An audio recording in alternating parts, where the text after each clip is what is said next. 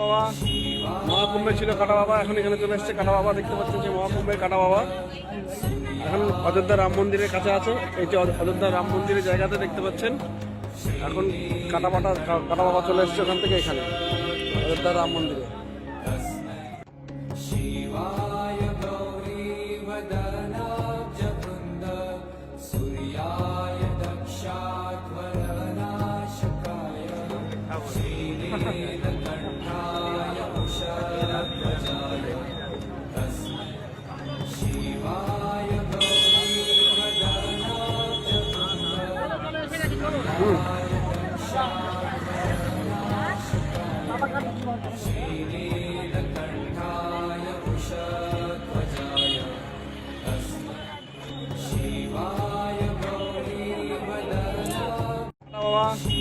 মহাকুম্ভে ছিল কাটা বাবা, এখন এখানে চলে এসছে কাটা বাবা। দেখতে পাচ্ছেন যে